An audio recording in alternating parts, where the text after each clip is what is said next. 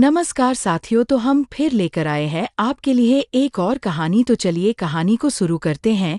एक समय की बात है, महाबलेश्वर नाम के गांव में बलविंदर सिंह नाम का एक धनी व्यक्ति रहता था। उनका एक ही बेटा था जिसका नाम था यशवंत, जो अलसी और जीवन के प्रति उदासीन था। उसे किसी चीज में कोई रुचि नहीं थी, यहाँ तक कि वो अपनी पढ़ने के प्रति भी उदासीन था। वो हर समय दोस्तों के साथ घूमता रहता था। फिर एक दिन यशवंत, अब तुम बड़े हो रहे हो, अपने दोस्तों के साथ इधर उधर घूमना बंद करके अपनी पढ़ाई पर ध्यान दो। ये वक्त तुम्हारा भविष्य तय करेगा। पापा, हम इतने अमीर हैं, मुझे पढ़ाई करने की क्या जरूरत है, और मुझे पढ़ करके नौकरी तो करनी नहीं। तो फिर आप पढ़ने पर इतना जोर क्यों दे रहे हो? पढ़ाई नौकरी के लिए नहीं, बुद्धिमान बनने के लिए करनी चाहिए। पढ़ने से मनुष्य को ज्ञान मिलता है, और सफल वही होता है जो बुद्धिमान होता है, और ज्ञान गुरु से ही मिल सकता है।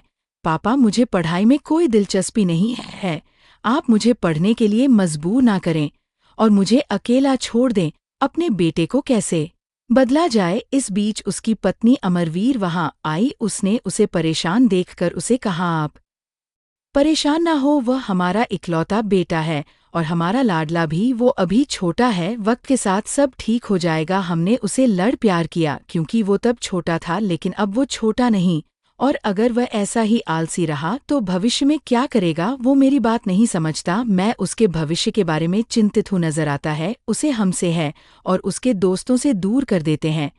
यही उपाय उसे पढ़ का महत्व समझाएगा ही। भगवान अपने बच्चे को दूर कर दें, क्या तुम उसके बिना रह सकोगी? उसके अच्छे भविष्य के लिए हमें यह कड़ा फैसला करना ही होगा। अब तक हमने उसे इतना लड़ प्यार दिया, लेकिन अब जब हम उसे बदलने के लिए कहते हैं तो वो हमें अपना दुश्मन समझता है। उसे हमसे दूर भेजना ही एकमात्र उपाय है। हमारा प्यार उसके विकास में बढ़ा नहीं बनना चाहिए। उसके विकास के लिए हमें उसे दूर करना ही होगा। लेकिन हमें ऐसा गुरु कहाँ मिलेगा जो उसे धीरज से पढ़ा सके? बेशक पास ही में बड़े कुशल शिक्षक आचार्य विष्णु शर्मा है। मेरे भाई का बेटा सतबीर भी यशवंत जैसा ही आलसी था, लेकिन अब उसके व्यवहार और रवैया में बहुत बदलाव आ गया है। हम भी यशवंत को गुरुजी विष्णु शर्मा के पास भेजेंगे। क्या कहते हो? ठीक है, तुम यशवंत से बात करो, मैं विष्णु शर्मा जी से बात करता हूँ, और कल ही मैं यशवंत को आश्रम ले जाऊंगा। देखकर उससे पूछा, मैन, तुमने खाना खा लिया क्या? मेरा इंतजार कर रही थी। बेटा, तुम्हारे बिना मैं अकेले कैसे खाती? हम दोनों साथ में खाना खाएंगे। मैंने आज सुबह तुम्हें पापा से बात करते हुए सुना। क्या कह रहे द? वो देखो ना माँ, वो हमेशा मुझे पढ़ने के लिए डांटे हैं और मेरी बात ही नहीं सुनते। उन्होंने दांत नहीं तुम्हें? बेटा, हमें जिंदगी में कुछ कर दिखाना चाहिए। सही कहा ना? बोलो मैं क्या करूं? मैन, ज्यादा कुछ नहीं बेटा, हमारे पास के गांव में एक बड़े विद्वान रहते हैं, आचार्य विष्णु शर्मा। हम दोनों चाहते हैं कि तुम उनके पास जाकर पढ़ करो। और मैंने उनसे कहा, तुम मेरी बात को कभी नहीं डालोगे, मानोगे ना मेरी बात? आचार्य के पास जाने से इनकार नहीं करोगे ना? वहाँ क्या करूँगा? आपको तो पता है मुझे पढ़ने में कोई दिलचस्पी नहीं। वहाँ का माहौल देखने जाओ, अगर तुम्हें पसंद ना आए तो वापस से जाना, पर तुम चाहती हो तो मैं जाऊंगा। वह हमेशा मुझे डांटे हैं और पढ़ने करने के लिए कहते हैं, पर तुम कहती हो तो मैं वहां जाऊंगा, लेकिन पसंद नहीं आया तो वापस से जाऊंगा। के आश्रम जाने का फैसला किया। बलविंदर ने गुरुजी विष्णु शर्मा को अपने आगमन के बारे में संदेश भेजा। आचार्य के परिवार में पत्नी लक्ष्मी और आदित्य नाम का एक छोटा सा प्यारा सा बेटा था। लक्ष्मी हमारे जमींदार बलविंदर जी अपने बेटे यशवंत को हमारे आश्रम में ला रहे हैं, और वह हमारे आश्रम में रहकर अपनी शिक्षा पूरी करेगा। मैंने उसे काबिल बनाने की जिम्मेदारी ली है। आपके सभी शिष्यों ने जीवन में बड़ी उपलब्धि हासिल की है। आज वे जो भी है सिर्फ आपकी वजह से और आपकी शिक्षा की वजह से है। अब मैं कहती हूँ कि आप हमारे बेटे आदित्य को भी शिक्षा देना शुरू करें। वो भी अब बड़ा हो रहा है। मैं कल सुबह से ही उसका और अपने बेटे का प्रशिक्षण साथ शुरू कर दूंगा, और मैं उसे आपके आश्रम में छोड़कर जा रहा हूँ। उसे एक बुद्धिमान और काबिल बनाना आपकी जिम्मेदारी है। जरूर बलविंदर जी, आपका बेटा जल्द ही हर तरह से काबिल बन जाएगा। यशवंत, आप पढ़ने पर जितना ज्यादा ध्यान देंगे और जितना मन लगाएंगे, उतनी ही जल्दी घर वापस लौट सकेंगे। जी जी जरूर यशवंत, ये है मेरा बेटा आदित्य। वो उम्र में आपसे छोटा है, लेकिन आपके साथ ही पढ़ करेगा। आप दोनों को साथ में पढ़ने में मजा आएगा। बलविंदर ने आचार्य विष्णु शर्मा से अनुरोध किया, आपकी जिम्मेदारी है, मैं उसे संस्कृति और कुछ सामान्य ज्ञान से खाने का आपसे अनुरोध करता हूँ। बलविंदर जी, आप ऐसा क्यों कर रहे हैं? आपका बेटा देखने में तो सामान्य लगता है आचार्य जी, वह जैसा दिखता है वैसा है नहीं। वो आलसी जिद्दी है, जो मैं कहता हूँ उसे पर ध्यान नहीं देता और मुझे अपना सबसे बड़ा दुश्मन मानता है। इसलिए हमने उसे आपके आश्रम में दाखिल करने का विचार किया। मुझे उसके भविष्य की चिंता है। मुझे पता नहीं उसे कैसे बदलेंगे, मुझे तो ये मुश्किल कम लगता है। बलविंदर जी, आप चिंता मत करें, यशवंत अभी छोटा है, वो धीरे धीरे सब कुछ सीख जाएगा और मुझे विश्वास है कि कुछ इस समय वह जिम्मेदार और काबिल बन जाएगा। गुरुजी, मुझे आप पर पूरा भरोसा है। मैं फिर मिलूंगा अपने से। विष्णु शर्मा के आश्रम में यशवंत की शिक्षा का प्रारंभ हुआ। याद रहे, तुम्हें सीखने में तत्पर रहना है और सब कुछ खुद ही करना होगा। ऐसे ही तुम समझ गए हैं कि मुझे क्या करना है और कैसे करना है। मैं इसीलिए तो घर से दूर रहने करोगे तो तुम्हें सजा मिलेगी, नहीं जाना चाहता था। उसने गुरु की बात मान ली। फिर एक दिन मैंने कल तुम्हें एक श्लोक याद करने का था, तुम्हें आज उसे बोल कर दिखाना है। चलो बोलो। गुरुजी, मैंने अभी तक श्लोक याद नहीं किया है। तुम्हें मेरी बात समझ में नहीं आई क्या? मैंने कहा था कि अगर तुम मेरी बात नहीं मानोगे तो तुम्हें सजा मिलेगी। अब तुम उसी श्लोक को 100 बार जोर से पढ़ोगे, यही तुम्हारी सजा है। और यह रोजमर्रा की कहानी बन गई। हालांकि यशवंत ने आचार्य जी के आदेशों का पालन करना शुरू कर दिया था। इस अवधि के दौरान उसे ये सोचकर अपने गुरु के प्रति घृणा होने लगी कि गुरु जानबूझकर उसे ये सब करने पर मजबूर कर रहे हैं और गुरु को उससे बिल्कुल लड़ाऊ नहीं। फिर एक दिन हम पास के गांव में शादी में जा रहे हैं। अपना और आदित्य का ख्याल रखना, उससे सारे श्लोक याद करने कहना। तुम्हारा और उसका दोनों का ख्याल तुमको ही रखना है।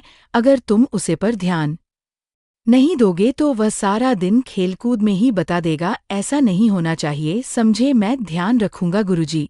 संगीत के साथ पास के गांव में शादी में चले गए और गुरुजी ने अपने बेटे की जिम्मेदारी खुद को सौंप। इस बात से यशवंत को खुद पर गर्व महसूस होने लगा। सुना देते, गुरुजी ने तुम्हारी जिम्मेदारी मुझे सौंप है, इसलिए उनके वापस लौटने तक तुम्हें मेरी हर आज्ञा का पालन करना होगा। ठीक है हान भैया, लेकिन मैं अभी खेलना चाहता हूँ।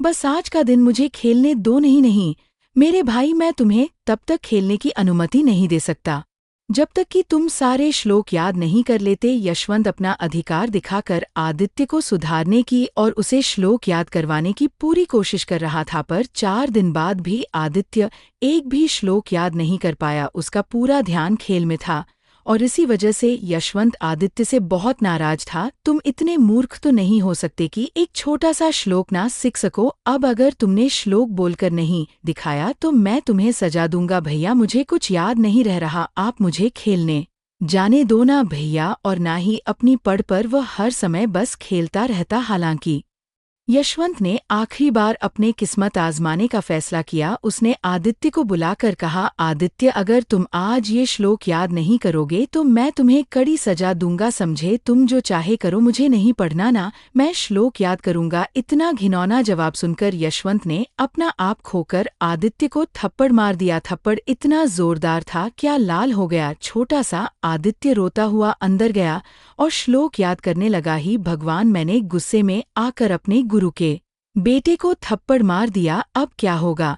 संगीत, ही भगवान यशवंत, तुमने इतनी जोर से यो मारा इसे, इसका गल देखो, सेब की तरह लाल हो गया है। मैंने उसे कई बार पढ़ करने के लिए समझाया, लेकिन उसने मेरी बात पर ध्यान नहीं दिया। उसका ध्यान सिर्फ खेलने पर था, इसलिए मैंने उसे थप्पड़ मारा। आप ही बताइए, मैं और क्या करता तो क्या हुआ? अगर वो पढ़ नहीं करता तो उसे ऐसे मरोगे और आप ही बोलते हैं, इसे क्या कहूँ मैंने आदित्य की जिम्मेदारी यशवंत को सौंप और उसने अपना फर्ज निभाया। उसने हमारे बेटे को श्लोक याद करने को कहा, उसने इनकार किया। ऐसे में गुरु के पास छात्र को दंडित करने के अलावा और कोई दूसरा रास्ता नहीं रहता। बच्चे को सभी मामलों में लड़ प्यार देना चाहिए, लेकिन पढ़ में नहीं। शिक्षक अगर छात्र को अनुशासित नहीं कर सकता तो वह अच्छा शिक्षक नहीं। यशवंत ने भी वैसा ही किया जैसा कोई भी अच्छा शिक्षक अपने छात्र के साथ करता। तुम जाओ, मुझे यशवंत से बात करनी है। चीज सुनकर यशवंत को अपने गुरु के इरादे समझे गए। उसे अपने पिता की याद आ गई, जिन्होंने उसे प्यार से कई बार समझने की कोशिश की। उसके पिता उसे प्रहती करते हुए आसमान छूट हुए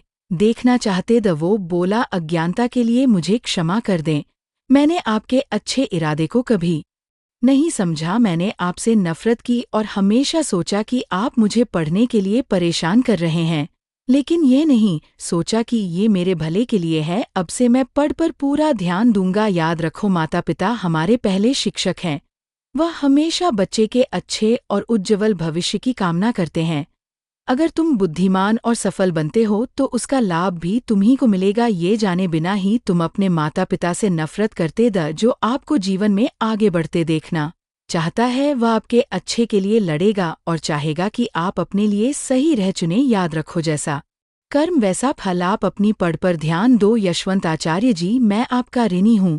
आपसे आप जो कहेंगे मैं सब मानूंगा। उसे दिन से उसने अपने गुरु के नक्शे कदम पर चलते हुए कुछ ही समय में अपनी शिक्षा पूरी की और अपने गांव वापस लौट आया। वापसी के बाद उसने अपने माता पिता की सारी जिम्मेदारियां उठा ली और खुशी खुशी उनकी देखभाल करने लगा। अगर आपको ये कहानी पसंद आई तो इसे लाइक करें, शेयर करें और अधिक नई कहानियों के लिए हमारे चैनल को सब्सक्राइब करें।